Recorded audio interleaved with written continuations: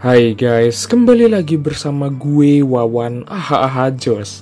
Kali ini gue akan review anime yang berjudul Isekai Shoukan Nidomedes episode 4. Cerita pun berlanjut, Raja Iblis mengenang tentang berapa lama dia telah hidup. Dan pada tahun-tahun itu dia mengetahui kenyataan bahwa dunia berada di luar kendalinya. Meskipun dia masih berjuang, tapi sebagai penguasa dan pelindung menanggung beban rakyatnya sampai dia memilikinya. Pertemuan pertama dengan Setsu selama perang dengan manusia yang dia kalahkan olehnya. Tapi dalam keadaan kalahnya, sang pahlawan mengulurkan tangannya mencari kedamaian yang mengejutkannya. Desis menerima gerakan mengambil tangannya sehingga Sesta memberinya brooch untuk menandakan lebih lanjut komentarnya untuk manusia dan iblis untuk hidup dan bersama. Dia pun mengaktifkan mode bocil di kota, mengungkapkan pendapatnya tentang bagaimana bros hitam akan terlihat bagus padanya. Itu bekerja seperti pesona, karena ada kata-kata dan gerakannya yang membuatnya cerik. Tidak lama setelah akhir perang itu, yang diterima Raja Iblis di mana mengatur hilangnya, tiba-tiba dia pun melihat keluar jendela dengan cara klise, membuat deklarasi bahwa dia akan menepati janji untuk menjaga perdamaian. Bahkan jika mereka tidak pernah bertemu lagi, dia pun menoleh ke kepala keamanan dan memperingatkannya bahwa mereka masih memiliki banyak pekerjaan yang harus dilakukan sebelum mereka mencapai perdamaian yang sejati, abadi 5 tahun lalu. Sejak akhir perang dan hasil kerja mereka menjadi jelas. Ketika berhenti, semua pun berjalan-jalan di sekitar pasar kota. Dia pun disambut dengan wajah bahagia saat dia menjadi subjek. Dia pun menikmati produk segar dari perdagangan mereka dengan manusia. Dengan stabilitas yang baru ditemukan, iblis dari daerah lain telah bermigrasi membawa nilai dan sumber daya dari tanah mereka. Saat dia dan Vlad menikmati pemandangan, tapi tiba-tiba membuat persahabatan mereka retak.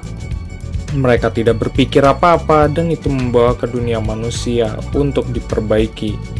Tidak lama setelah kejadian itu, Raja Iblis menerima laporan bahwa ada manusia telah meluncurkan kampanye invasi. Sehingga menjaga perdamaian, jadi dia mengumpulkan semua perwira. Puncaknya pada rapat perang darurat, dia pun memerintahkan persiapan pasukan mereka untuk melindungi tanah mereka. Dia juga mengirim 2 utusan ke tanah manusia untuk mendengar dari kepemimpinan mereka, karena dia merasakan ada sesuatu yang salah.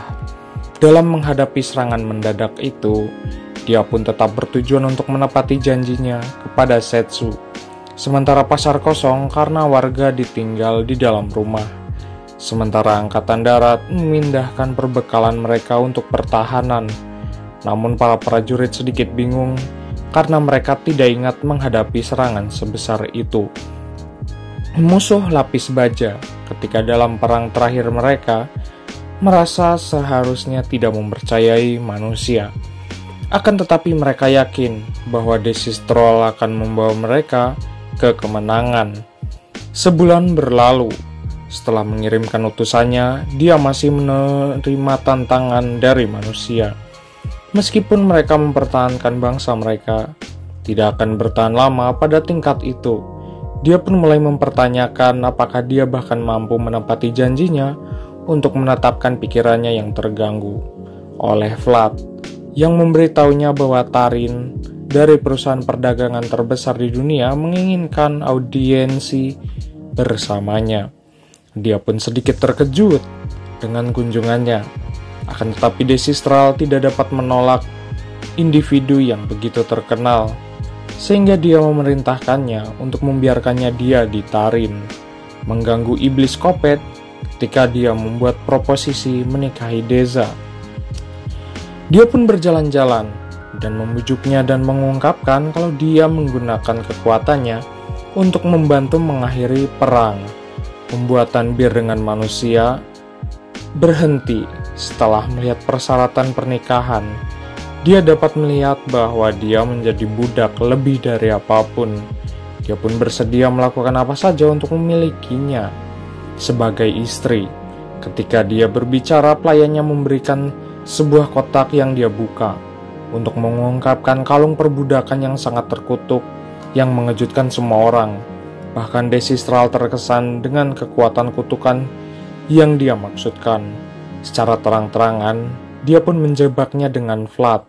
Dia pun memohon kepada tuannya untuk tidak melakukan hal tersebut. Menghibur proposal yang tidak masuk akal seperti itu, namun dia memberi isyarat agar dia diam sebelum meminta Terin memberinya waktu berpikir. Dia senang menunggu, tetapi mengingatkannya bahwa situasinya sedikit lebih terikat.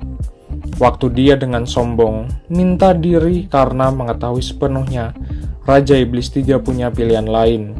Desistral menghabiskan hari-harinya merenungkan sampai Setsu terlintas di benaknya, yang membuatnya tersentak. Dia merasa terjebak karena sepertinya proposal Tarin adalah satu-satunya cara untuk secara damai mencegah eskalasi ke perang yang hebat. Baginya untuk tidak menerima tawaran konyol itu, pasukan mereka pun siap bertarung sampai orang terakhir jika perlu. Dia sudah menyadari hal ini, maka dari itu sebabnya dia menerimanya untuk mencegah hal itu terjadi. Tetapi Vlad memberitahu bahwa dia tidak akan menyerah. Pengaturan ini sebelum meninggalkan Desistral mengingatkan menetapkan perkataannya bahwa dia terlihat baik dalam warna hitam dan bertanya-tanya apa yang dia pikirkan. Melihat dia menikah dalam putih bertentangan dengan keinginannya, sementara Tarin meninggalkan wajah iblis dan sedikit terkejut bahwa sangat mudah untuk meyakinkan Gurun. Berjalan-jalan dia berbicara kepada seorang pria berkerudung yang senang bahwa dia memutuskan untuk menggunakan perusahaannya untuk membantu mereka. Dengan rencana mereka dengan kemitraan sinister ini, mereka harus mengendalikan kerajaan iblis. Dan dia memiliki Raja Iblis sebagai istrinya. Terungkap bahwa mereka meluncurkan serangan serentak di kedua kerajaan dengan tentara sihir raksasa untuk memicu konflik. Taran menyarankan agar mereka menarik kembali, tetapi pria berkerudung itu menolak karena itu bertentangan dengan keinginan tuannya pada hari pernikahan tiba. Dan di satu sisi gedung, Sid pun marah. Penguasa mereka menikahi musuh, di sisi lain para elit dunia duduk dengan gembira mengobrol di antara mereka sendiri. Pria berkerudung dan bawahannya berdiri di sekitar keamanan bel berbunyi, memberi tanda kedatangan mempelai wanita. Pintu pun terbuka dan semua orang terengah-engah masuk takjub saat Deza menyilaukan mereka dalam gaun putih. Tarin pun menatapnya saat dia berjalan menyusuri lorong. Pendeta melanjutkan formalitas dan Taran menyempurnakan kalung yang sangat terkutuk. Dia pun mengumumkan bahwa pernikahan itu menjadi lebih dari hubungan pelayan dan tuan.